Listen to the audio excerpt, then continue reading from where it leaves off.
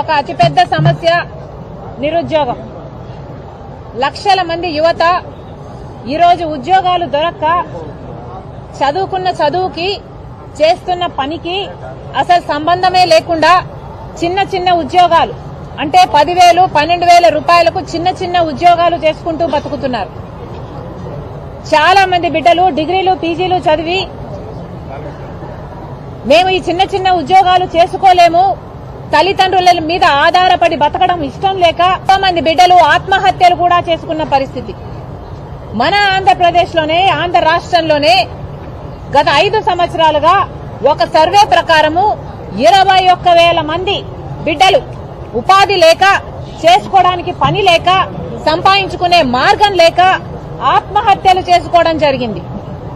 మరి మన బిడ్డ, మన యువత ఆత్మహత్యలు ఉపాధి లేక, పని లేక చేసుకుంటున్నారు అంటే ఆలోచన చేయాల్సిన విషయము, ఇది నిజంగానే ఆత్మహత్యలా లేకపోతే ప్రభుత్వం చేస్తున్న హత్యలా? కనీసం సంవత్సరానికి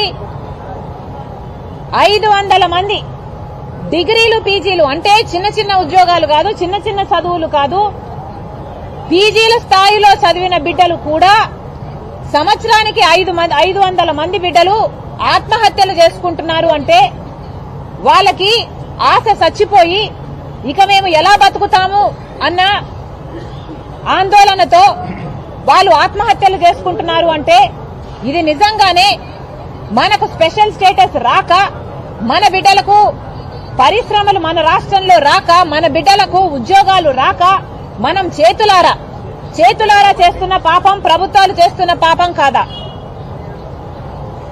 ఇది ఇలాగే కొనసాగితే ఆంధ్ర రాష్ట్రంలో బిడ్డలు మొత్తము ఉపాధి లేక, ఇక్కడ ఉపాధి దొరకక వలసపోయి మన రాష్ట్రం అసలు యువతే లేని రాష్ట్రంగా తయారవ్వదా? కేంద్ర రాష్ట్ర ప్రభుత్వాలు మనకున్న సమస్య గురించి, మన బిడ్డలకున్న సమస్యల గురించి ఏమైనా ఆలోచన చేస్తున్నారా? బీజేపీ ప్రభుత్వము, బీజేపీ కేంద్రంలో అధికారంలో ఉంది, సంవత్సరానికి 2 కోట్ల ఉద్యోగాలు ఇస్తామన్నారు.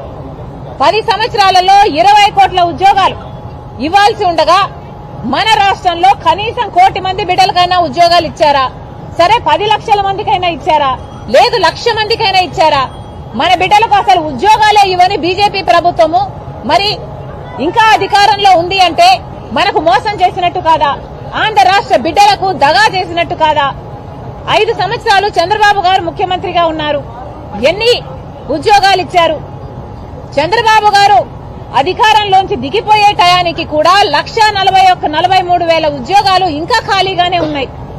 భర్తీ చేయాల్సిన ప్రభుత్వ ఉద్యోగాలు కూడా చంద్రబాబు గారు 5 సంవత్సరాలు ముఖ్యమంత్రిగా ఉండి కూడా స్పెషల్ స్టేటస్ సాధించకపోగా, కొత్త పరిశ్రమలు సాధించకపోగా, అలా ఉద్యోగాలు కల్పించకపోగా ప్రభుత్వం తరపున విడుదల చేయాల్సిన ఉద్యోగాలు కూడా 1,43,000 ఉద్యోగాలను భర్తీ చేయకుండా పెండింగ్ లో పెట్టి చంద్రబాబు గారు అధికారంలో దిగిపోయారు. ఆ తర్వాత జగన్మోహన్ రెడ్డి గారు ముఖ్యమంత్రి అయ్యారు. జగనన్న గారు ముఖ్యమంత్రి అయినాక ఆ రోజు జగనన్న గారు చెప్పిన మాట, పాత ఉద్యోగాలు 1,43,000 ఉద్యోగాలు భర్తీ చేయాల్సి ఉంది. ఈ 5 సంవత్సరాలలో రిటైర్ అయిపోయిన వాళ్ళు, ఇంకా అవకాశం ఉన్న వాళ్ళు ఇంకొక 90,000 మంది ఉంటారు. అంటే మొత్తం 2,30,000 ఉద్యోగాలను మేము భర్తీ చేస్తాము అని అధికారంలోకి వచ్చాడు జగనన్న గారు. మరి అలా అధికారంలోకి వచ్చి ఈరోజు 2,30,000 ఉద్యోగాలకు మీరు జాబ్ నోటిఫికేషన్స్ ఇవ్వాల్సి ఉండగా మీరు ఎన్ని జాబ్ నోటిఫికేషన్లు ఇచ్చారు? ఎంతమందికి ఉద్యోగాలు కల్పించారు? అసలు మెగా డిఎస్సి 23,000 ఉద్యోగాలు ఖాళీగా ఉంటే చంద్రబాబు గారు 7,000 ఉద్యోగాలే ఎందుకు భర్తీ చేస్తున్నారు? సిగ్గులేదా అని ఆ రోజు మీరు చంద్రబాబు గారిని అన్న మాటలు మీకు గుర్తులేవా? ఈ రోజు అదే 23,000 ఉద్యోగాలు మెగా డిఎస్సి మీరు ఇవ్వగలిగి ఆ 23,000 కాదు, అదనంగా కొత్తగా ఏర్పడిన ఖాళీలైతేనేమి, రిటైర్ అయిన వాళ్ళైతేనేమి అంతా కలిపి దాదాపు 30,000 ఉద్యోగాలు డిఎస్సి నోటిఫికేషన్లు మీరు ఇవ్వగలిగి, ఒక మెగా డిఎస్సి ఇవ్వగలిగి కూడా మీరు ఇవ్వకపోగా 6,000తో ఒక దగా డిఎస్సి ఇచ్చారు. మరి మీరు దగా ముఖ్యమంత్రి కారా? ఇందుకు నిరసనగా కాంగ్రెస్ పార్టీ ఆందోళన చేయాలనుకుంది, నిరసన తెలపాలనుకుంది. ఇది పాపమా? ఇది ప్రజాస్వామ్యం కాదా? మాకు నిరసన తెలియజేసే హక్కు లేదా? గత 10 రోజులుగా మేము యూత్ కాంగ్రెస్ అయితేనేమి, ఎన్ఎస్యుఐ అయితేనేమి వివిధ కార్యక్రమాలలో పాల్గొని నిరసన తెలియజేయాలనుకుంటే వాళ్ళని ఎక్కడికక్కడ హౌస్ అరెస్టులు చేశారు, వాళ్ళని ఎక్కడికక్కడ నియంత్రించారు. ఈ రోజు కాంగ్రెస్ పార్టీ మొత్తము కలిపి, కాంగ్రెస్ పార్టీ అధ్యక్షురాలతో సహా పెద్ద పెద్ద నాయకులు అందరూ కలిసి ఈ రోజు యువతకు అండగా నిలబడాలి అని మేము చలో సెక్రటేరియట్ అన్న కార్యక్రమం నిర్వహించాలనుకుంటే దానికి ఇన్ని ఆంక్షలు విధించడం ప్రభుత్వము విధిస్తుంది అంటే మరి ఇది ప్రజాస్వామ్యం అవునా కాదా? ఇక్కడ భారతదేశ రాజ్యాంగం అమలు అవుతుందా లేదా? లేకపోతే జగన్మోహన్ రెడ్డి గారు ఏదైనా ప్రత్యేకంగా ఒక రాజ్యాంగం రాశారా? జర్నలిస్టులు వాళ్ళకు వ్యతిరేకంగా రాయకూడదు, జర్నలిస్టులు వాళ్ళకు వ్యతిరేకంగా రాస్తే గొడ్డును బాదినట్టు బాదుతాము, చిలక బాదుతాము అని జగన్మోహన్ రెడ్డి గారి రాజ్యాంగం చెప్తుందా? ప్రతిపక్షాలన్నీ ఎవరే గాని జగన్మోహన్ రెడ్డి గారి ప్రభుత్వానికి వ్యతిరేకంగా పోరాటం చేయకూడదు, పోరాటం చేయాలని చూస్తే ఒక కర్ఫ్యూ వాతావరణం లాగా మేము సృష్టిస్తాము, పోలీసులను మా బంటులాగా వాడుకొని, పోలీసులను మా కుక్కల్లాగా వాడుకొని మిమ్మల్ని ఎక్కడికక్కడ హౌస్ అరెస్టులు చేస్తాము అన్నది జగన్మోహన్ రెడ్డి గారి రాజ్యాంగం చెప్తుందా? ఇది ఎక్కడి అన్యాయం అని అడుగుతున్నాం.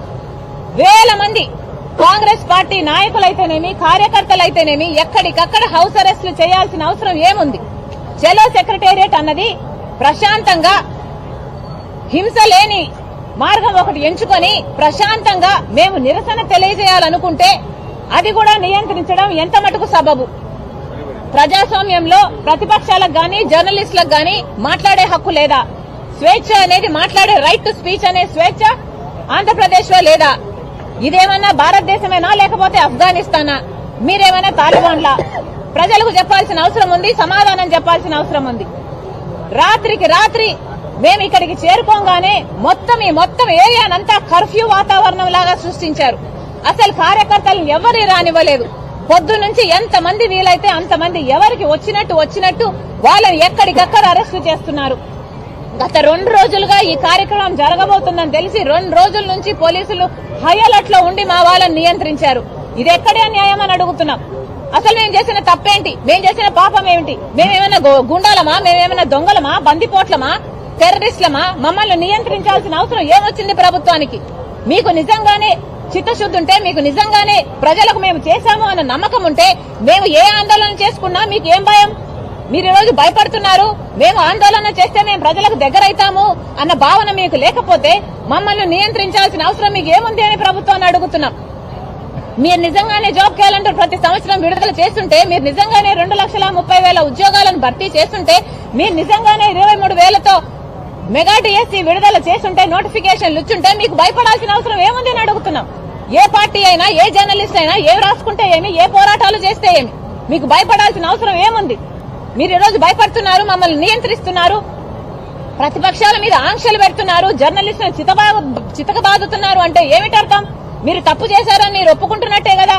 ప్రజలు మీకు సమాధానం చెప్పాల్సిన అవసరం ఉంది. ప్రజలు గమనిస్తున్నారు అని మళ్ళీ చెప్తున్నాం.